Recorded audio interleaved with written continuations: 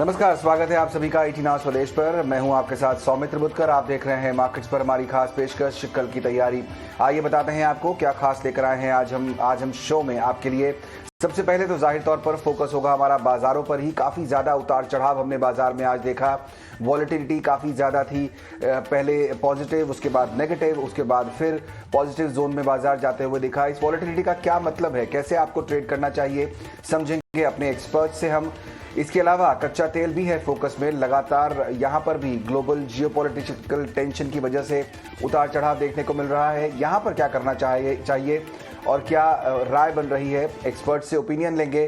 साथ ही साथ कल के लिए कुछ ट्रेडिंग आइडियाज भी शो में करेंगे शामिल। और शुरुआत करते हैं बाजार से ही, जहां पर हमने देखा कि आज आखिरी घंटे में बाजार भारी उतार चढ़ाव के बाद जाकर पूरी बढ़त अपनी गंवा दी बाजार ने। जब आज क्लोजिंग हुई वहां पर अंततः सेंसेक्स जो है वो 145 अंक और निफ्टी 30 अंक गिरकर बंद हुए हैं। निफ्टी 17,300 के ऊपर बंद होने में हालांकि कामयाब रहा है। कहां सबसे ज़्यादा वॉलेटिलिटी दिखी और कौन से स्टॉक्स फोकस में थे, आज बताने के लिए मेरे सहयोगी डिम्पी कालरा हमारे साथ जुड़ रहे हैं। आज दिन भर एक दायरे के अंदर मार्केट रहा और दायरे के अंदर एक्सट्रीम वॉलिटिलिटी मार्केट के अंदर आते हुए देखिए। हालांकि क्लोजिंग उतनी भी खराब नहीं, लेकिन बहुत अच्छी भी क्लोजिंग नहीं रही है। आज 17,200 से लेकर 17,400 के बैंड में निफ्टी घूमता हुआ दिखा। लास्ट में 30 पॉइंटों की गिरावट के साथ आज निफ्टी बंद हुआ। सेंसेक्स में करीब 150 पॉइंट का नुकसान, लेकिन अगर आप परसेंटेज में देख रहे होंगे तो सबसे ज़्यादा नुकसान आपको बैंक निफ्टी में दिखेगा, जो कि करीब आधे % के आसपास का बनता है। जल्दी आपके सामने सेक्टर्स में दिखाऊंगा कि कौन कौन से सेक्टर्स आज चलते हुए दिखे। वॉलेटिलिटी इंडेक्स तो हालांकि रेंज में ही है। पहले एक दिन 23% बढ़ा, अगले दिन 10% टूटा, लेकिन आज रेंज में। सेक्टर्स चला था रियल एस्टेट। आज रियलिटी के अंदर काफ़ी अच्छी खरीदारी होती हुई दिखी है। इससे कुछ एक बड़ी कंपनीज के अंदर आज अच्छी बाइंग देखने को मिल रही थी। दूसरा फार्मास्यूटिकल सेक्टर्स, ये हेज और ग्रोथ दोनों का आज पेयर बना और इसने मार्केट्स के अंदर आज काफ़ी रिलीफ दिया। ये सेक्टर करीब आधा % ऊपर था। लेकिन आज जो सेक्टर सबसे ज़्यादा नुकसान में था वो तो सरकारी बैंक और PSUs बैंक के अंदर सबसे ज़्यादा नुकसान, करीब 1% का आपको नुकसान देखने को मिला होगा। सेक्टर से बाहर निकल के अब सीधा शेयर्स पे आते हैं। आप ONGC को देख पा रहे होंगे, ये क्रूड का इंपैक्ट को बहुत अच्छे से इस बार डिस्काउंट कर रहा है अपने प्राइजेस के अंदर, और आपको 2-2.25% तक की तेजी इसके अंदर आज भी देखने को मिली है। क्लोजिंग तक ये शेयर हिला नहीं, बल्कि ठीक ठाक इसकी क्लोजिंग मिली है। दूसरा IOC, तीसरा है BPCL। ये कुछ एक शेयर्स हैं जो कि क्रूड के गिरते हुए दाम का थोड़ा सा बेनिफिट उठा रहे थे और इनके मार्जिन्स थोड़े अच्छे ठीक है, इनके रिफाइनरी मार्जिन्स ठीक हुए हैं, लेकिन अभी एक इनको शॉक लगना बाकी है जो चुनावों के बाद लगेगा फिलहाल। इसके अलावा HDFC लाइफ, ये एक ऐसा कंटेरियन शेयर आज साबित हुआ है जो कि पहले गिरता था, लेकिन आज बाजार थोड़ा कमज़ोर था, लेकिन ये आज अच्छी खासी क्लोजिंग 2% के ऊपर जाके करने में कामयाब हुआ है। इसके अलावा SBI और टाटा स्टील, दो ऐसे शेयर हैं जो आज ज़्यादा नोटिस हुए हैं मार्केट्स के अंदर। SBI के अंदर सबसे ज़्यादा नुकसान सरकारी बैंकों में करीब 1.5% बीइंग एज एन लीडर, और टाटा स्टील में metals being as an leader, इसके अंदर भी 1.25% का नुकसान है। इन दोनों ने ही अपने अपने सेक्टर्स को कमज़ोर किया है। आज सुबह NBFCs को लेकर खबर आई थी कि उनके रूल्स को एक्सटेंड कर दिया गया सितंबर 2022 तक। उसका फायदा PNB हाउसिंग, M&M फाइनेंस जैसे शेयर्स को मिलता हुआ दिखा। आज ये दोनों ठीक ठाक हरे निशान में बाकायदा क्लोजिंग करके गए हैं। इसके अलावा बर्गर किंग पे भी एक खबर थी कि इनका QIP है और इसका QIP का बेनिफिट इसको 6% के तौर पर आज हमको आते हुए दिखा। आज एक खबर FDC और KPR को लेकर भी लास्ट क्लोजिंग में आई है कि इनका बायबैक है और 19 तारीख इसकी रिकॉर्ड डेट है। दोनों की आज की क्लोजिंग ठीक ठाक हमको देखने को मिली। एक और शेयर जो आज नोटिसेबल था वो था रेडिंगटन का। काफ़ी तेजी से इस शेयर ने पैसा बनाया, लेकिन आज प्रॉफिट बुकिंग का दिन था। शेयर करीब 2% नीचे आज क्लोज हुआ है।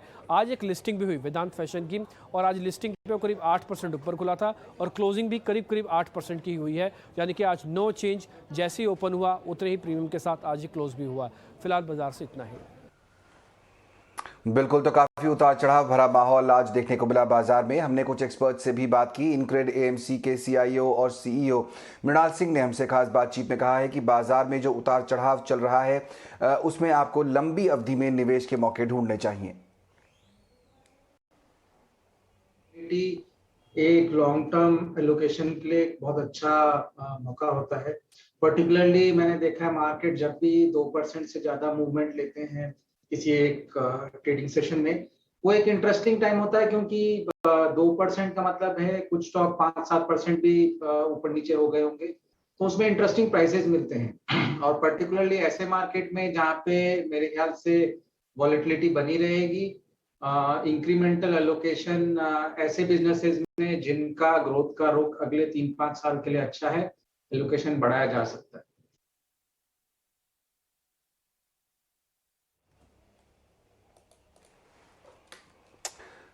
और हमारे दोनों ही मेहमान भी हमारे साथ आज जुड़ गए हैं, आस्था जैन और विनय रजानी। आप दोनों का बहुत बहुत स्वागत है टीना स्वदेश पर। विनय, आपसे शुरुआत करना चाहूंगा। काफ़ी ज़्यादा वॉलेटिलिटी बाजार में देखने को मिली आज, 17,300 के ऊपर क्लोजिंग तो हम कर पाए फाइनली, लेकिन आपने क्या रीड किया बाजार में? अब यहाँ से जो ट्रेडर्स हैं उनको कैसे अप्रोच करना चाहिए इस वॉलेटाइल मार्केट को? जी, good evening all of you. एक काफ़ी चॉपी ट्रेंड में से अपन गुजर रहे हैं। ट्रेडर्स के लिए काफ़ी एक मुश्किल समय चल रहा है क्योंकि बाजार का एक क्लियर कट डायरेक्शन नहीं दे पा रहा है। अभी भी हम देखें तो हम निफ्टी के डेली चार्ट्स पे लोअर टॉप्स की फॉर्मेशन में है। तो मेरे हिसाब से आज का जो हाई था जहां से हमने प्रॉफिट बुकिंग आते हुए देखा, वो काफ़ी अहम रेजिस्टेंस के तौर पे काम कर सकता है। तो यहाँ से अगर प्योरली ट्रेडिंग व्यू देखना हो तो 17,500 इज अ स्ट्रॉन्ग रेजिस्टेंस, और 17,500 के ऊपर जाता है तो एक क्लियर डायरेक्शन मिलने के चांसेस रहेंगे। हालांकि निफ्टी मिड कैप और स्मॉल कैप में इतनी भारी गिरावट आज के सेशन में नहीं देखी थी। आज का एडवांस डिक्लाइन रेशियो भी ठीक ठाक ही था। तो कहीं ना कहीं ऐसा लग रहा है कि कल जो हमने 510 पॉइंट की जो बढ़त देखी थी, उसके बाद 60 पॉइंट की गिरावट कोई बड़ी बात नहीं है। तो बट क्लोजिंग इतना कन्विंसिंग नहीं है, इसके लिए या तो हमको कंडीशनल कॉल लेना होगा, या तो हम वेट करेंगे 17,500 के ऊपर क्रॉस होने की, या तो हम बाय ऑन डिप्स का व्यू बनाएंगे। तो मुझे ऐसा लग रहा है कि करीबन 17,150 से 17,200 की जो रेंज है एक सपोर्ट के तौर पे काम कर सकती है, जो बाय ऑन डिप्स की स्ट्रेटेजी में काम आ सकती है। तो या तो आप बाजार को निफ्टी को 100-150 पॉइंट गिरने दीजिए और वहां पे बाय करिए, या तो फिर अगर निफ्टी 17,500 के ऊपर सरपास हो जाता है, एक रेजिस्टेंस क्रॉस हो जाता है, तो वहां से एक लॉन्ग स्ट्रेटेजी बनाइए। But this market is very choppy, काफी सेक्टर स्पेसिफिक और स्टॉक स्पेसिफिक मूवमेंट रहेगी, और जो भी ट्रेड करें वो स्ट्रिक्ट स्टॉप लॉस से करना है, क्योंकि अभी भी अनसर्टेनिटी तो दिखी रही है और क्लियर कट इंडिकेशन नहीं मिल पा रहा है। Most of the derivative stocks में कोई भी तरह की टेक्निकल पॉजिटिव साइन या नेगेटिव साइन, ब्रेकआउट या ब्रेकडाउन्स नहीं दिख रहे हैं। तो we have to be very vigilant in selecting stocks, और स्ट्रिक्ट स्टॉप लॉस के साथ काम करिए, तो आपको थोड़ा बहुत अल्फा रिटर्न शॉर्ट टर्म में मिल पाएगा।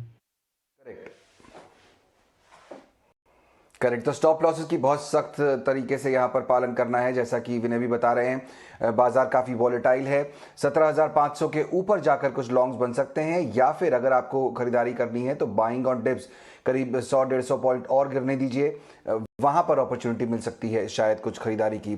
कुछ शेयर्स आज काफ़ी ज़्यादा फोकस में थे खबरों की वजह से। एनबीएफसी शेयरों की बात हम कर रहे हैं, यहाँ पर कुछ रिलैक्सेशन मिला है उनको, और उसकी वजह से हमने काफ़ी ज़्यादा मूवमेंट देखी एमएनएम फाइनेंस जैसे शेयरों में। मेरे सहयोगी शरद दुबे हमारे साथ जुड़ रहे हैं ये डिटेल बताने के लिए कि आखिर पूरी खबर क्या है और किस तरह का मूवमेंट इन स्टॉक्स में दिखाई दिया। शरद, बताइए। एनबीएफसी शेयरों में दिखी है आज तेज़ी, और देख सकते कि जो आरबीआई की जो एसेट क्लासिफिकेशन नॉर्म्स है, इसकी जो डेडलाइन है यहाँ पे एक एक्सटेंशन कर दी गई है। 30 सितंबर तक जो है डेडलाइन जो है बढ़ा दिया गया। अब देखा जाए तो ये एनपीए के जो अपग्रेडेशंस होती है, एसेट क्लासिफिकेशन नॉर्म्स होती है, इसके कारण जो है एनबीएफसी स्टॉक्स में जो है तीसरी तिमाही में थोड़ी प्रेशर भी देखने मिली थी। तो इसके कारण आप देख सकते कि जो ओवरऑल एसेट क्लासिफिकेशन है, इसमें जो है बढ़ोतरी देखने मिल रही है। अब एमएनएम फाइनेंशियल को क्यों फ़ायदा होगा, ये सबसे पहला इंपॉर्टेंट बात है। इसमें जो है सबसे ज़्यादा बेनिफिट देखने मिलेगा इनके डेफरल को लेके, और अगर आंकड़ों की बात करें तो लगभग 500 से लेकर 1500 करोड़ तक का जो प्रोविजन है, जो चौथे तिमाही में गाइडेंस था, उसको जो है टाला जा सकता है या उसे राइट बैक भी किया जा सकता है। अब हम बात करते हैं जो तीसरे तिमाही की एनपीए के जो नंबर्स आए हैं, यहाँ पे हमने 3 स्टॉक्स हैं जो सबसे पहले, जो सबसे ज़्यादा जो फ़ायदा देखने को मिलेगा। एक होगा एमएनएम फाइनेंस। यहाँ पे देख सकते हैं जीएनपीए रेशियोज़ में लगभग 5% से ज़्यादा का जो है डिफरेंसेस देखने मिला है तीसरे तिमाही में। अगर आप जीएनपीए आरबीआई के प्रोविजन लें, उनके इम्पैक्ट, और जो आपके जो अकाउंटिंग स्टैंडर्ड के जीएनपीए, सुंदरम फाइनेंस में भी देख सकते हैं लगभग 4% का जो है आपका मूवमेंट्स देखने मिल सकता है। पूनावाला फिनकॉर्प, इधर भी जो है डिफरेंसेस जो है बहुत ज़्यादा देखने मिल रहा है। तो ये जो स्टॉक्स है, ये कंपनीज को जो है फ़ायदा ज़्यादा हो सकता है। इसके अलावा छोला और रेपको होम फाइनेंस भी रहेगा फोकस में। इधर आप देख सकते हैं जीएनपीए रेशियोज़ में ऑलमोस्ट 5.85 छोला का है, लेकिन जो आरबीआई का प्रोविजन आया था यहाँ पे 8.53 हो गया। तो ये सारे जो स्टॉक्स है, यहाँ पे भी लगभग आप देख सकते हैं 3 से लेकर 4% का एक बड़ा डिफरेंस तीसरे तिमाही में देखने को मिल रहा है। अब बात करते हैं मॉर्गन स्टैनली का क्या व्यूज़ है, और आप देख सकते हैं कि जो तीसरे तिमाही में जो एनबीएफसी में देख रहे हैं ज़्यादा एनपीओ की जो रिपोर्ट किया गया है, और ये जो है इंपॉर्टेंट ट्रिगर है। और एक चीज़ और याद रखिएगा कि एक सिग्निफिकेंट एनपीओज में बढ़ोतरी हुई है व्हीकल फाइनेंसियर्स को लेके। और याद रखिए जो तीसरे तिमाही की जो अतिरिक्त प्रोविजन है, जो एडिशनल प्रोविजन है, उसके वापस होने की जो है अभी वो संभावना नहीं है। लेकिन हालांकि आप देखें तो एनपीए रेशियो जो चौथे तिमाही में ज़रूर कम आएंगे। बिल्कुल। तो वो डिटेल शरद बताते हुए, आस्था, आप इस खबर को डिटेल में समझ पाई हैं, पढ़ पाई हैं, कैसे रीड कर रही हैं? हमने देखा स्टॉक्स ने तो काफ़ी अच्छा रिएक्ट किया, एमएनएम फाइनेंस जैसा स्टॉक हो, एसआरआई इंफ्रा हो, ये सारे काफ़ी तेज़ी से बढ़े। क्या आपको लगता है कि ये यहाँ से एक अप मूव शुरू हो गया है अब?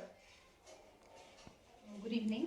देखा जाए तो आज जो ये न्यूज आई है, बिल्कुल इसका एक पॉजिटिव इम्पैक्ट हमने इन्हीं सब स्टॉक्स पे देखा है। जहां तक अप शुरू होने की बात है, मेरे हिसाब से कंपनी इन इटसेल्फ के भी फंडामेंटल्स यहाँ पे काफी ज्यादा मायने रखते हैं।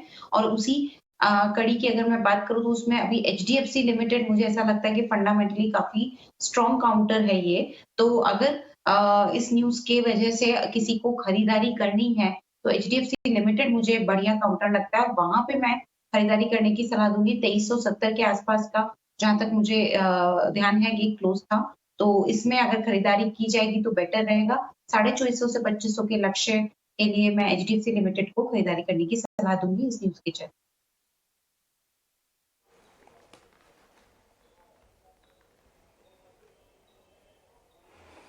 ओके, एक और स्पेस जो काफ़ी ज़्यादा फोकस में हमने देखा पिछले कुछ दिनों से, वो था कच्चे तेल का, क्योंकि जियोपॉलिटिकल टेंशन जो चल रही हैं उसकी वजह से काफ़ी उतार चढ़ाव देखने को मिल रहा था। आज हमने एक बहुत इंपॉर्टेंट आदमी से और बात की, एफजी के चेयरमैन फेरेदुन फिशराकी से हमारे मैनेजिंग एडिटर निकुंज डालमिया ने खास बातचीत की और उन्होंने कहा है कि कच्चे तेल के जो दाम हैं वो कोरोना पूर्व के स्तर पर जाने के आसार नहीं दिखाई देते हैं। उनके मुताबिक क्रूड जो है 2025 तक 85 से $95 की रेंज में रहने वाला है। To 2032, the demand for oil will grow by 10 million barrels per day, and then stop. A stop in 2032 to 33. Gasoline demand worldwide will stop. Gasoline demand growth in Asia will not stop until 2040. But worldwide, gasoline demand will stop and growth will stop, and there will be a slow decline. Diesel demand will peak in 2033, 34, and then will go sideways and drop slowly. But things like naphtha for petrochemicals continue to grow, bunker demand continues to grow, LPG continues to grow, ethane continues to grow. So many sectors continue to grow. The part of it which is under attack is really transportation fuels. And that would mean that the transportation fuel growth will slow down and then will become peak and start declining. But the decline is going to be very slow. There will be no collapse in the business, not for many, many years, not for until 2050 or longer. So these carbon neutral targets in 2050 are all pie in the sky. Nobody can do it. It's all political statements. So we are now lost in the political statements because people believe that the political statements are the reality, but they are not. They cannot reach to carbon neutral world by 2050. I'm absolutely sure of it. आस्था, यहाँ पर बहुत ज़्यादा उम्मीद तो नहीं दिखा रहे हैं डॉक्टर फिशराकी। उनको लगता है कि एक रेंज में फिलहाल रह सकता है क्रूड। हमने देखा कि जो स्टॉक्स हैं यहाँ पर ऑयल मार्केटिंग कंपनीज के, उनमें काफ़ी अच्छा रनअप देखने को मिला क्रूड के मूवमेंट की वजह से। क्या आपको लगता है कि यहाँ जो मौका है वो जा चुका है, या क्रूड की मूवमेंट अभी यहाँ से कैसी दिखती है आपको, और उसके बाद ये स्टॉक्स पर क्या व्यू बनता है फिलहाल? देखिए, क्रूड की मूवमेंट की बात करें तो लॉन्ग टर्म में मुझे तो प्राइसेस यहाँ पे अपर साइड पे ही दिखाई दे रहे हैं। और अपर साइड से अगर मैं बात करूँ तो $95 के ऊपर भी क्रूड जा सकता है। तो क्रूड में तो मैं यहाँ पे तेजी में ही हूँ लॉन्गर टर्म में। और अगर क्रूड में तेजी रही तो इसका सबसे बड़ा फायदा ओएनजीसी को होगा। और देखा जाए तो इस बार के नतीजे भी कंपनी ने यहाँ पे बेहतरीन पेश किए थे। और आने वाले समय में मुझे लगता है कि जो इनके गैस रियलाइजेशन है वो भी बढ़ेंगे। और अगर ये क्रूड ऑयल की प्राइसेस बढ़ी तो इसका भी कंपनी को यहाँ पे बड़ा फायदा होता हुआ नजर आएगा। तो इस पूरे अगर सेक्टर की बात करें तो मेरी पसंद यहाँ पे ओएनजीसी है। और मेरे हिसाब से आगे जाते हुए यहाँ पे 180 से 183 तक के भी लेवल्स हमें ओएनजीसी दिखा सकता है। तो कोई भी डिप आता है तो मैं खरीदारी करने की सलाह ओएनजीसी में दूंगी 165 के आसपास। ओके, 165 के आसपास ओएनजीसी खरीदना चाहिए। वहां पर हमने देखा आज करीब 2.5% ऊपर जाकर बंद हुआ है। विनय, यहाँ पर ऑयल मार्केटिंग कंपनी में से कुछ पसंद आता है? क्योंकि उनमें भी काफी तेजी थी। आईओसी, एचपीसीएल, बीपीसीएल, ये सब भी क्रूड की मूवमेंट की वजह से चल पड़े हैं अब। जरूर तीनों स्टॉक में अच्छी खासी बाइंग थी। अगर रिलेटिवली हम देखें तो आईओसी का टेक्निकल सेटअप काफी ज्यादा कन्विंसिंग लग रहा है। हालांकि इस स्टॉक ने ज्यादा रिटर्न नहीं दिया है। पिछले 3-4 वीक से कंसोलिडेशन पैटर्न में ट्रेड कर रहा है। नीचे की और 115 का सपोर्ट है और ऊपर में 122 का रेजिस्टेंस है। बट ये बात अच्छी है कि काफी रेजिलियंट भी रहा है, जबकि हमने काफी सारा सेल ऑफ देखा था पिछले दिनों में मार्केट में। बट ये स्टॉक में गिरावट काफी एक लिमिटेड रही थी। तो it is showing strength definitely, और entire sector is showing strength. और उनमें एक पर्टिकुलर 3 स्टॉक में से आईओसी का सेटअप काफी कन्विंसिंग लग रहा है। तो if you were to choose one stock then I would go for IOC, जो काफी स्ट्रॉन्ग लग रहा है। और अगर आप पोजिशनल ट्रेडर है तो मैंने जैसे बताया 115 का एक स्ट्रॉन्ग सपोर्ट है जो पिछले 4 वीक से होल्ड कर रहा है। तो उस स्टॉप लॉस से आप लॉन्ग पोजीशंस बना सकते हैं। और अपसाइड में ये स्टॉक करीबन इमीडिएटली 129 130 के टारगेट दिखा सकता है। तो मार्केट की कंडीशन इतनी अच्छी नहीं है, सपोर्ट नहीं है मार्केट का, फिर भी 115 का स्टॉप लॉस लेके चल सकते हैं और 130 का टारगेट आप एक्सपेक्ट कर सकते हैं। ओके, तो ऑयल प्ले अगर आप करना चाहते हैं शेयर मार्केट में तो आईओसी है विनय की पसंद और ओएनजीसी है आस्था की पसंद। ये 2 स्टॉक्स आपके फोकस में रह सकते हैं। चलिए, हमारे फोकस में एक स्टॉक और है जिसके नतीजे कल आने वाले हैं, वो है नेस्ले। हमारे जो एनालिस्ट हैं उनके हिसाब से आय जो है करीब 10% बढ़ सकती है। मुनाफे में भी हम करीब 8-8.5% तक की बढ़त की उम्मीद कर रहे हैं। और कौन कौन से नंबर्स पर फोकस करना चाहिए, मेरी सहयोगी विनी मोतीवाला हमारे साथ जुड़ रही हैं। विनी, क्या एक्सपेक्टेशन है कल आने वाले नेस्ले के नंबर से? नेस्ले अपने Q4 करंट ईयर 21 के नंबर्स पोस्ट करने वाला है। उसमें देखा जाएगा तो रेवेन्यू ग्रोथ जो है एक्सपेक्टेड है अराउंड 10.2% की रेवेन्यू ग्रोथ। और जो ग्रोथ मोमेंटम हमने देखी थी वो एक्सपेक्टेड है कि कंटिन्यू रहेगी ये क्वार्टर में भी। Overall broad based growth expect है सब सेगमेंट्स में। स्पेशली रिकवरी हम लोग देखने वाले हैं आउट ऑफ होम कंजम्पशन में, क्योंकि अक्टूबर और नवंबर में काफ़ी अच्छी रिकवरी हो रही थी आउट ऑफ होम कंजम्पशन में। वो ट्रेंड कैसे जा रही है वो एक फैक्टर है जो वॉच आउट भी करेंगे, और कैसे सपोर्ट कर रहा है अर्निंग्स को वो एक इंपॉर्टेंट फैक्टर है। उसके अलावा मार्जिन्स की बात करते हैं तो ग्रॉस मार्जिन्स ऑब्वियसली प्रेशर में है, क्योंकि रॉ मटेरियल प्राइस काफ़ी हाई बढ़ चुका है। इन्फ्लेशन है रॉ मटेरियल प्राइसेस में, उसकी वजह से इंपैक्ट आ रहा है ग्रॉस मार्जिन्स पे, और इन टर्न इंपैक्ट आ रहा है इबिटा मार्जिन्स पे भी। इबिटा मार्जिन्स की कॉन्ट्रैक्शन एक्सपेक्टेड है दिस टाइम, और इबिटा मार्जिन्स एक्सपेक्टेड है 21.4% पे वर्सेस लास्ट ईयर जो था 22.6% की इबिटा मार्जिन। उसके अलावा प्रॉफिट्स पे भी ऑब्वियसली बेटर परफॉर्मेंस है, थोड़ा ग्रोथ एक्सपेक्ट कर रहे हैं। 8.2% की प्रॉफिट ग्रोथ है, बॉटम लाइन ग्रोथ है, और प्रॉफिट एक्सपेक्टेड है 522 क्रॉस पे। उसके अलावा फैक्टर्स जो वॉच आउट करेंगे मेनली कमेंट्री क्या आ रही है, रिकवरी जो ट्रेड चैनल्स में है वो कैसे है, रूरल डिमांड कैसी है, वो इंपॉर्टेंट फैक्टर है, क्योंकि काफ़ी एफएमसीजी कंपनीज ने हाईलाइट की थी कि स्लो डाउन हुई है रूरल सेगमेंट में। तो वहाँ पे ये रूरल डिमांड कैसे है वो एक इंपॉर्टेंट फैक्टर है। और प्रोडक्ट पाइपलाइन कैसी है, नए लॉन्चेस क्या है कंपनी के, और उसकी डिमांड ट्रेंड्स क्या देखी है कंपनी ने पैकेज फूड में, ये इंपॉर्टेंट फैक्टर्स है जो हम वॉच आउट करेंगे नेस्ले की अर्निंग से। शुक्रिया विनी। आस्था, एफएमसीजी कंपनीज का ये एक बड़ा प्रॉब्लम देखा जा रहा है पिछले कुछ समय से, ऐसा विनी भी नोटिस कर रही हैं कि रूरल डिमांड धीरे धीरे कम हो रही है पिछले समय से। नेस्ले को लेकर आपका क्या प्रेडिक्शन है और स्टॉक को कैसे ट्रेड करना चाहिए यहाँ से? जी देखिए, हम लोग तो ये मान के चल रहे हैं कि यहाँ पे रेवेन्यू में तकरीबन 7 से 8% की ग्रोथ हमें देखने को मिलेगी जो नतीजे आएंगे। और दूसरी तरफ जो अच्छा परफॉर्म करेंगे वो मैगी है, इनका कॉफी सेगमेंट है, चॉकलेट है। ऑल्दो बिल्कुल यहाँ पे मिल्क प्राइसेस काफी ज्यादा हाई है, उसकी वजह से मार्जिन्स में कॉन्ट्रैक्शन होगा, लेकिन वही कंपनी ने जो यहाँ पे अपनी स्पेंडिंग्स को कंट्रोल किया है और कॉस्ट को एम्प्लॉय स्पेंड के ऊपर जो कॉस्ट है उसको कंट्रोल किया है, तो बहुत बड़ी गिरावट मैं नहीं देख रही हूँ कि मार्जिन्स में आएगी। और इनफैक्ट बॉटम लाइन में भी मैं 3-3.5% की यहाँ पे ग्रोथ की उम्मीद कर रही हूँ। अगर इन्हीं पैरामीटर्स पे नतीजे आते हैं या इनसे अच्छे आते हैं तो मुझे लगता है कि मार्केट इनको यहाँ पे थम्स अप देगा, क्योंकि लास्ट 2 दिन से भी हम देख रहे हैं कि थोड़ा सा स्टॉक यहाँ पे अपनी चाल जो है वो रिवर्स कर चुका है। लगातार डाउनसाइड के बाद हमने एक राइज देखा है। तो मेरे हिसाब से अगर रिजल्ट्स बढ़िया है तो 18,800 तक के भी स्तर हमें ये काउंटर आने वाले दिनों में दिखा सकता है, लेकिन 17,400 के नीचे अगर गया तो थोड़ी दिक्कत ज्यादा होगी। तो रिजल्ट्स के बाद एक बार पोजीशन रिव्यू करें, पर अच्छे रिजल्ट्स रहेंगे तो 18,800 तक के लेवल्स हमें ये काउंटर दिखा सकता है। ओके, तो यहाँ पर रिजल्ट्स का इंतजार करें, अच्छे रहे तो फिर पॉसिबिलिटी है कि यहाँ से अपसाइड अच्छा बनेगा।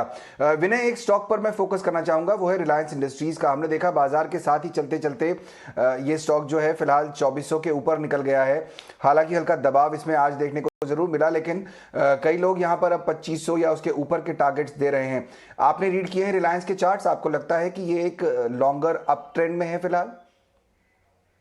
पिछले 3 से 4 वीक की रिलायंस की मूवमेंट की बात करें तो 2300 पे इसने मल्टीपल बॉटम का सपोर्ट एक बेस क्रिएट किया और वहां से एक अपवर्ड मूवमेंट देखी थी हमने कल के सेशन के दौरान। आज भले ही वो कंसोलिडेट हुआ है तो एक one of the strong stock, अगर आप सभी डेरिवेटिव या निफ्टी के सभी स्टॉक्स की बात करें तो relatively chart is much better, क्योंकि सपोर्ट से घुमा और 2300 का जो लेवल है वो उसको 200 दिन की एवरेज मान सकते हैं, जो एक्सपोनेंशियल मूविंग एवरेज है। तो ऐसे लार्ज कैप स्टॉक में 200 दिन की एवरेज यूजुअली काम करती है एज ए सपोर्ट। तो डेफिनेटली 2300 के स्टॉप लॉस से इसमें लॉन्ग पोजीशंस बनाए रखनी चाहिए। और अपसाइड में जो रेजिस्टेंस देख रहा हूँ करीबन 2550 से 2560 का आ रहा है, जो प्रीवियस स्विंग हाई है।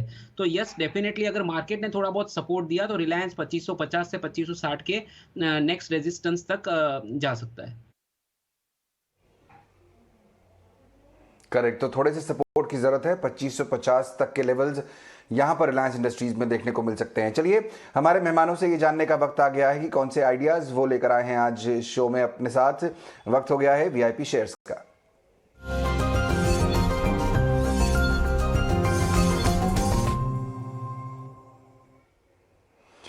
आस्था, आपसे शुरुआत करना चाहेंगे। बताइए, इस चॉपी मार्केट में अगर कल कोई ट्रेड लेना हो तो कौन से स्टॉक पर फोकस करेंगी आप? जी देखिए सौमित्रा, बेसिकली मैं कुछ पोजिशनल कॉल ज्यादा देती हूँ क्योंकि एक दिन में वॉलेटिलिटी काफी ज्यादा रहती है। तो जो भी मैं कॉल देती हूँ वो फंडामेंटली पोजिशनल कॉल रहती है। उसी के मद्देनजर कैंटर बिल्ड रिटेल मुझे काफी अच्छा लगता है।